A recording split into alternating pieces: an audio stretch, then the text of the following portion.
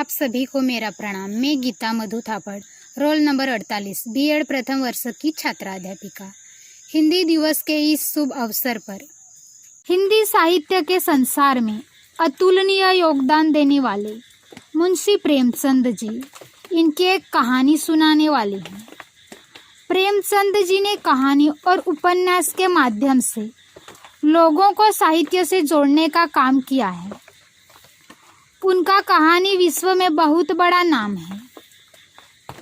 उनकी कहानियाँ मूल्यों पर आधारित और जिंदगी की सच्चाइयों से हमें वाकिफ कराती हैं। वे बहुत ही मार्मिक और वास्तविक जीवन का चित्र हमारे सामने रखते हैं। आज भी वो हमें जीवन में आने वाले घटनाओं से वाकिफ कराते हैं और आदर्श रूप से भी प्रेरित करते हैं।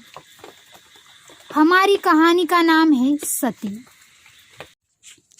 2 शताब्दियों से अधिक बीत गए, पर चिंता देवी का नाम चला आता है। यमुना तट पर कालपी एक छोटा सा नगर है। चिंता उसी नगर के एक वीर बुंदेल की कन्या थी। उसकी माता उसके बाल्यावस्था में ही परलोक सिधार चुकी थी। उसका पालन पोषण पिता ने ही किया। संग्राम का समय था। योद्धाओं को कमर खोलने की भी फुर्सत न थी। वे घोड़े के पीठ पर भोजन करते और उन्हीं पर झपकियां लेते। चिंता का बाल्यकाल समर भूमि में कटा। बाप उसे किसी खोह या वृक्ष की आड़ में छिपाकर मैदान चला जाता। चिंता निशंक भाव से बैठी हुई मिट्टी के किले बनाती और बिगाड़ती। वह सिपाहियों के गड्ढे बनाती और उन्हें रण क्षेत्र में खड़ा करती। कभी कभी उसका पिता संध्या समय भी न लौटता, पर चिंता को भय छू तक न गया। निर्जन स्थान में भूखी प्यासी रात भर बैठी रह जाती। उसने नेवले और शियार की कहानियां कभी न सुनी थी। वीरों के आत्मसर्गी कहानियां, और वो भी योद्धाओं के मुंह से सुनकर वह आदर्शवादी बन गई थी। एक बार 3 दिन तक चिंता को पिता की खबर न मिली। वह एक पहाड़ी की खोह में बैठी हुई मन ही मन एक ऐसा किला बना रही थी जिससे शत्रु किसी भांति जान न सके। दिन भर वह उसी किले का नक्शा सोचती और रात को उसी किले का स्वप्न देखती। तीसरे दिन संध्या समय उसके पिता के साथियों ने आकर रोना शुरू किया। चिंता ने विस्मित होकर पूछा, दादाजी कहाँ हैं? तुम लोग रोते क्यों हो? वे जोर जोर से रोने लगे। चिंता समझ गई कि उसके पिता ने वीरगति पाई। उस 13 वर्ष की बालिका की आंखों से आंसू की एक बूंद न निकली, एक आह भी न निकली। हंसकर बोले, अगर उन्होंने वीरगति पाई तो तुम लोग रोते क्यों हो? क्या योद्धाओं के लिए इससे बढ़कर और कोई मृत्यु हो सकती है? इससे बढ़कर उनकी वीरता का और क्या पुरस्कार मिल सकता है? यह रोने का नहीं, आनंद मनाने का अवसर है। एक सिपाही ने चिंतित स्वर में कहा, हमें तुम्हारी चिंता है, तुम अब कहाँ रहोगी? चिंता ने गंभीरता से कहा, इसकी तुम चिंता न करो दादा। मैं अपने बाप की बेटी हूँ। जो कुछ उन्होंने किया वही मैं भी करूँगी। अपनी मातृभूमि को शत्रुओं से छुड़ाने में उन्होंने प्राण दे दिए। मेरे सामने भी वही आदर्श है। मेरे लिए एक घोड़ा और हथियारों का प्रबंध कर दीजिए। ईश्वर ने चाहा तो आप लोग मुझे किसी से पीछे न पाएंगे, लेकिन यदि मुझे पीछे हटते देखा तो तलवार के एक हाथ से इस जीवन का अंत कर देना। यही मेरी आपसे विनय है। 5 वर्ष बीत गए। समस्त प्रांत में चिंता देवी की धाक बैठ गई। शत्रुओं के कदम उखड़ गए। वह विजय की सजीव मूर्ति थी। उसे तीरों और गोलियों के सामने निशंक खड़े देखकर सिपाहियों को उत्तेजना मिलती रहती। चिंता की छवि कीर्ति ने मन चले सुरमाओं को चारों ओर से खींचकर उसकी सेना को सजा दिया। जान पर खेलने वाले भौरे चारों ओर से आकर इस फूल पर मंडराने लगे। इन्हीं योद्धाओं में रत्न सिंह नाम का एक युवक राजपूत भी था। यूं तो चिंता के सैनिकों में सभी तलवार के धनी थे। उसकी आज्ञा पाकर एक बार आकाश के तारे तोड़ लाने को भी चल पड़ते, किंतु रत्नसिंह सबसे बढ़ा हुआ था। चिंता भी हृदय में उससे प्रेम करती थी। रत्नसिंह अन्य वीरों की भांति अखंड मुंहफट या घमंडी न था, और लोग अपनी अपनी कीर्ति खूब बढ़ा चढ़ा कर कहते। जो कुछ करते वे दिखावे के लिए करते। उनका ध्येय अपना कर्तव्य न था।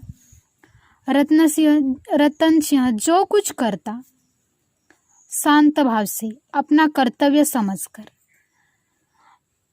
औरों के प्रेम में विलास था, पर रत्न सिंह के प्रेम में त्याग और तप।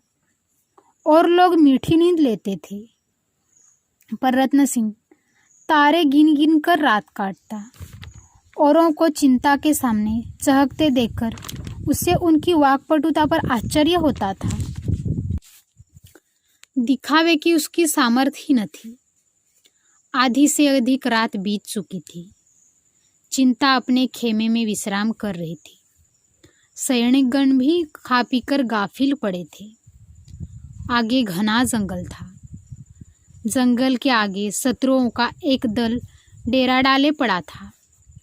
शत्रुओं ने चिंता से निश्चिंत होने के लिए एक षड्यंत्र रचा था। उसकी गुप्त हत्या करने के लिए 3 साहसी सिपाहियों को नियुक्त कर दिया था। वे तीनों हिंसक पशुओं की भांति जंगल पार करके आए और वृक्षों के आड़ में आकर देखने लगे कि चिंता का खेमा कौन सा है। सारी सेना बेखबर सो रही थी। वे वृक्ष के आड़ से निकले और जमीन पर मगर की तरह रेंगते हुए चिंता के खेमे की ओर चले। पहरे के सिपाही थक कर निद्रामय हो गए थे। केवल एक प्राणी खेमे के पीछे मारे ठंड के सिकड़ा हुआ बैठा है। यही रत्न सिंह था। आज उसने ये कोई नई बात न की थी। पड़ाव में उसकी रातें इसी भांति चिंता के खेमे के पीछे बैठे बैठे कट जाती थी। घातकों की आहट पाकर तलवार निकाल ली और चौंक कर उठ खड़ा हुआ। देखा, तीनों आदमी झुके चले आ रहे हैं। अगर शोर मचाता है तो सेना में खलबली पड़ जाए और अंधेरे में लोग एक दूसरे पर ही वार करके आपस में ही कट मरे। अधिक सोचने का समय न था। उसमें योद्धाओं की अविलंब निश्चय शक्ति थी। तुरंत तलवार खींच ली और उन तीनों पर टूट पड़ा। कई मिनट तक तलवारें चलती रही। फिर सन्नाटा छा गया। उधर वो तीनों भी आहत होकर गिर पड़े। इधर ये भी जख्मों से चूर अचेत हो गया। प्रातःकाल चिंता उठी तो चारों जवानों को भूमि पर पड़े पाया। समीप जाकर देखा तो तीनों आक्रमणकारियों के प्राण निकल चुके थे, पर रत्न सिंह की सांसें चल रही थी। सारी घटना समझ में आ गई। नारीत्व ने वीरत्व पर विजय पाई।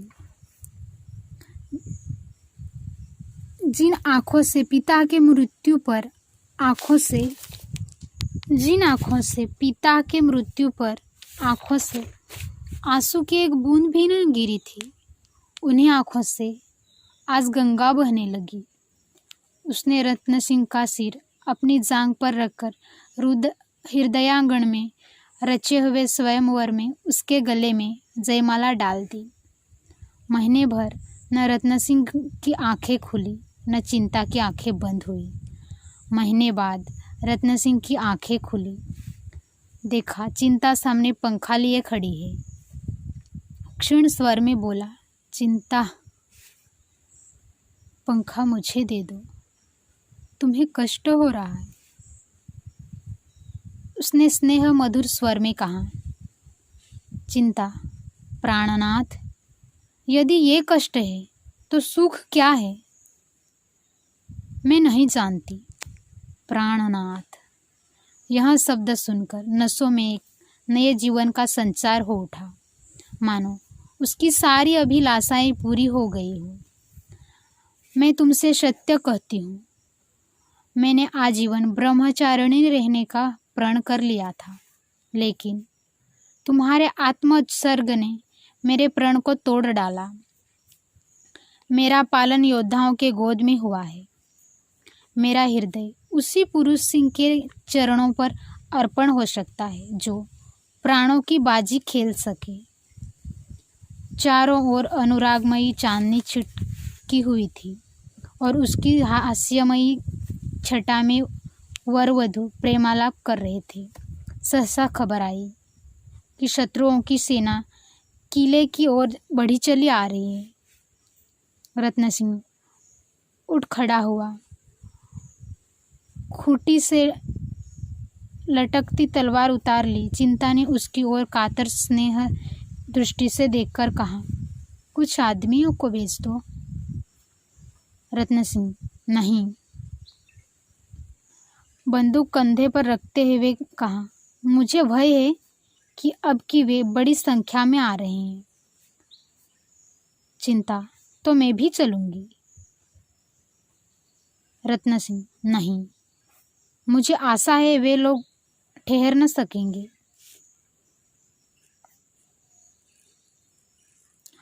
रत्न सिंह के साथ मुश्किल से 100 आदमी थे। एक वीर रसपूर्ण पद गाते हुए घोड़ों को आगे बढ़ाते चले जाते थे। बाकी तेरी पाग, सिपाही इसकी रखना लाज, तेग तवर कुछ काम न आवे, बख्तर ढाल व्यर्थ न जावे। सहसा एक सरदार ने समीप आकर कहा, भैया, यह देखो, ऊंची पहाड़ी पर शत्रु डेरे डाले पड़े हैं। तुम्हारी अब क्या राय है? हमारी यह इच्छा है कि तुरंत उन पर धावा कर दें।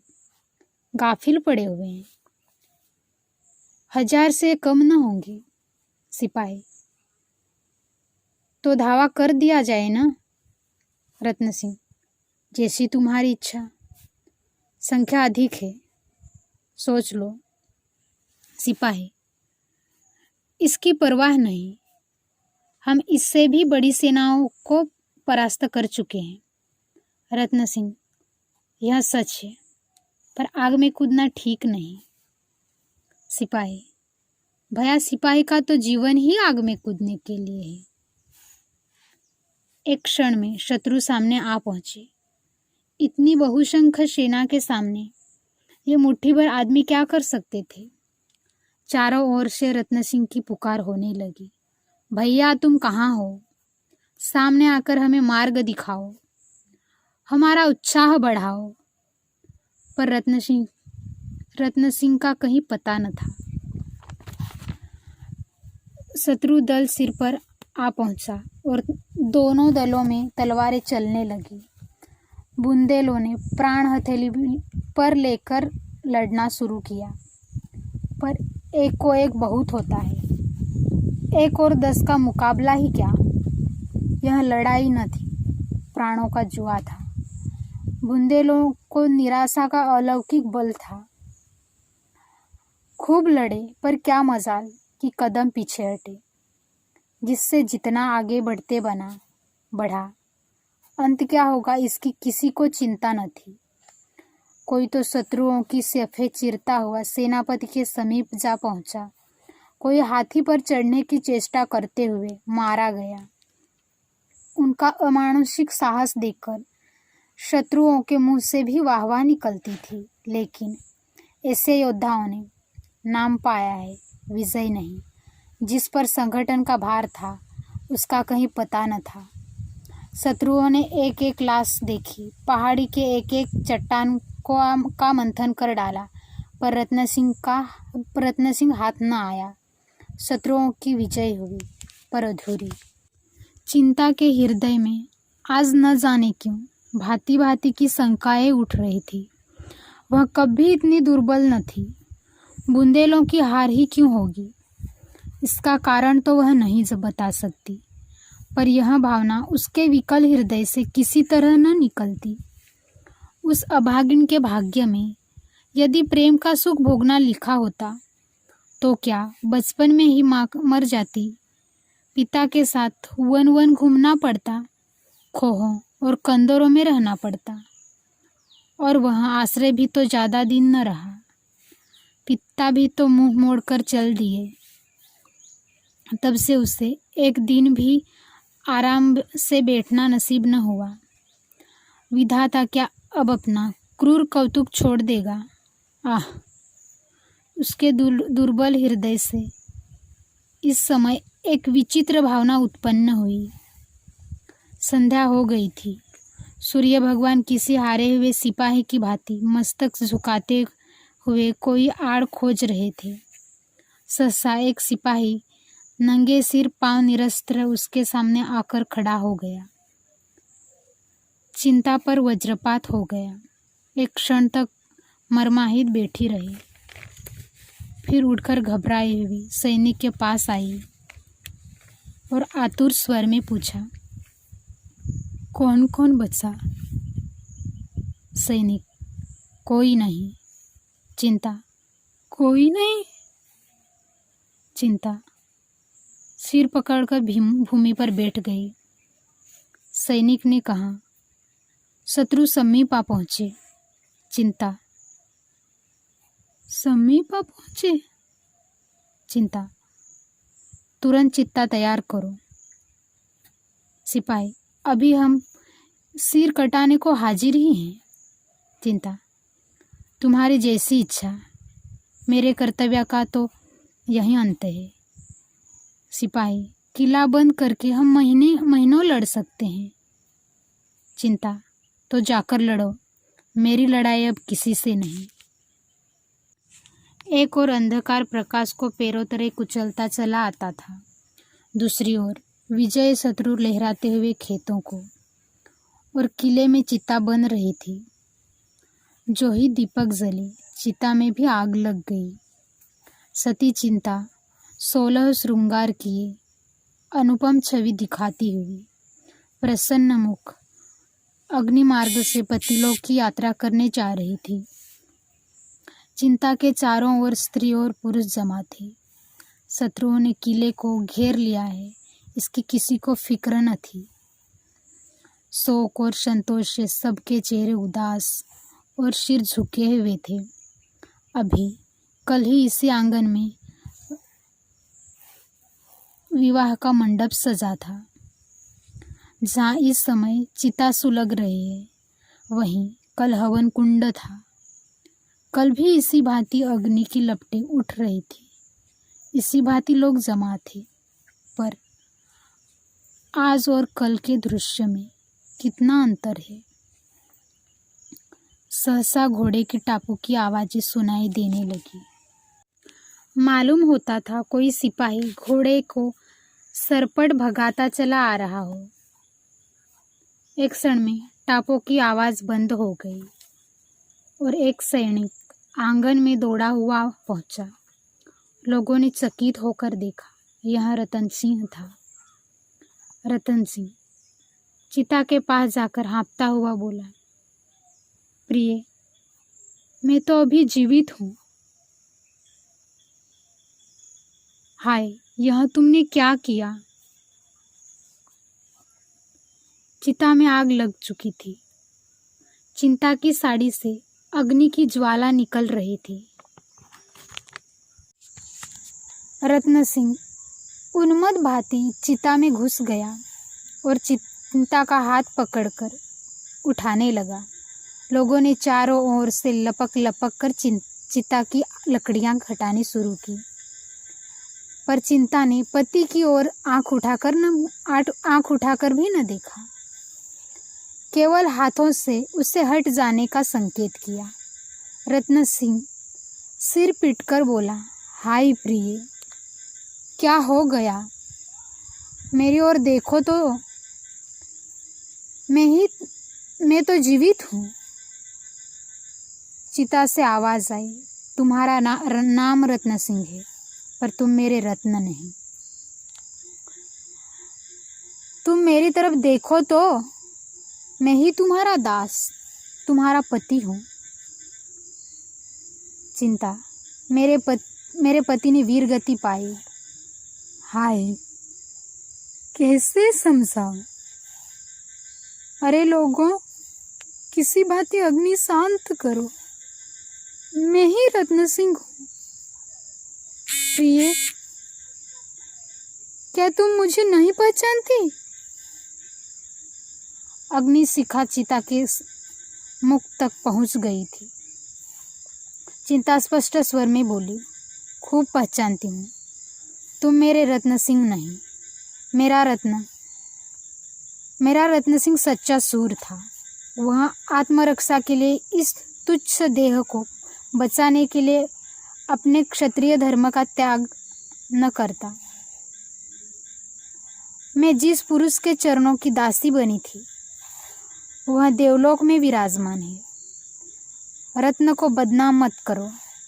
वह वीर राजपूत था, रण क्षेत्र से भागने वाला, कायर नहीं। अंतिम शब्द निकले ही थे कि अग्नि की ज्वाला चिंता के सिर के ऊपर जा पहुंची। फिर एक क्षण में वह अनुपम रूप राशि, वह आदर्श वीरता की उपासिका, वह सच्ची सती अग्नि राशि में विलीन हो गई। रत्न सिंह चुपचाप हतबुद्धि सा खड़ा हुआ यह शोक देख रहा था। फिर अचानक ठंडी सांस खींचकर उसी चिता में कूद पड़ा।